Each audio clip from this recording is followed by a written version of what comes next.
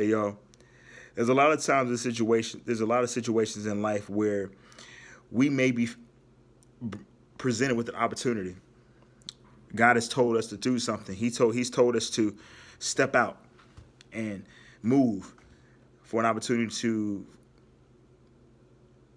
for a better job, or to move to a particular area, but you don't know you didn't know, you had no job lined up, you had nothing lined up, but God told you to move. He's probably told you that you need to start singing, that you need to start preaching, that He told you to move forward with your gift, or you may be trying to figure out how to get out of a bad relationship in which a person has beaten on you, and you don't know what to say, you don't know how to say it, or you're scared of what they may do, or you may be fearful of anything. You may be fearful of dogs, you may be fearful of animals, you may be fearful of snakes, you may be fearful of anything. You may be fearful of think about your worst, think about the thing that you are fearful of the most. A lot of times we need to really ask ourselves, is it worth being scared of? Is it worth being scared of finding your new dream, finding that dream, or finding that particular stepping forward and moving forward into the thing that God has for you? God may be telling you to do a certain thing because He knows that you have the ability to do it. He wouldn't tell you to do something that you don't have the ability to do.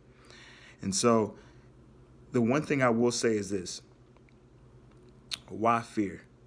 There's no need to fear, because God has given us the ability to accomplish anything, whenever, however, especially when He tells us to do it and we are obedient enough to do it. We don't have to fear about what people think about us. We don't have to fear about what people may say about us. We don't have the fear of, what if this doesn't go right? Or what if this does go right, but I don't want to do it? We don't have to fear, because God is there with us along the way. All He's asking us to do is to be obedient, step out, and allow Him to work in our lives and do what He does best. Let Him work. He may be telling us to step out and do certain things that is out of our realm. What is your fear? Ask yourselves, what is your fear? As God's word says in, I think it's 2 Timothy 1:7, for God has not given us a spirit of fear, but of power and of love and of a sound mind. He has not given us a spirit of fear. Fear is of the devil, is of the enemy. God wants us to live a great life, a life full of happiness. But when we are fearful, that brings so much torment, that brings so much negativity in life. So how can you live a great life if you're living a life full of torment as well? That doesn't mix. It never mix. It doesn't mix at all. So the thing we should ask ourselves is, are we willing to be obedient, to allow God to lead us and guide us? And are we confident enough to allow Him to help us overcome those fears so that we can move forward in life? Are we willing to do that? Look at what David said in Psalms chapter 56, where the Philistines were looking to find him, and they were just doing whatever it takes to try to kill him. They wanted to find him. They were trying to spy on him. They were coming against him left and right. But you know what, though? Instead of crying, instead of worrying, instead of thinking about what they may think and trying to hide from him and things of that sort, what did he do? He started believing God. He started having confidence. He started believing and understanding that God is in control. God is in control of every situation that you're facing. He's in control of everything. Remember, God made all of this. He made this whole world. He made you. He made the trees. He made the stars. He made the moon. He made the skies. He's made everything. He's made your job. He's made everything. Understand that God is in control of every aspect of your life if you allow Him to be in control. Understand that through those situations, through that situation of what happened to David, in spite of the ridicule that he went through, what did he do?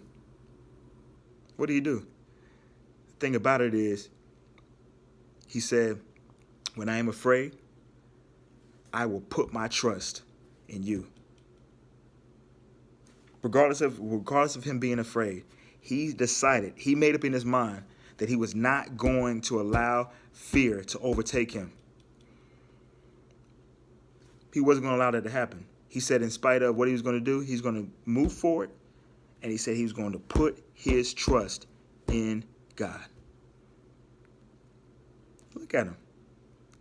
He's one of the greatest kings of Israel and Judah. He's one of the greatest kings. Let's follow that example.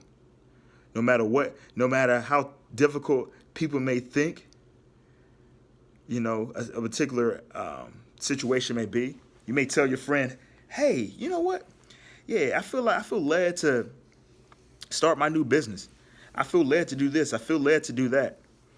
And your friend may give you negative feedback to try to stop you from moving forward. But God told you to do something totally different. He told you to go forward and move and start that business. Don't allow fear, especially fear of the enemy, because it comes from the enemy, to stop you from reaching greatness. Don't allow it to happen. Because all this fear is going to do is stop you from reaching greatness. Make it up in your mind and say to yourself that I will not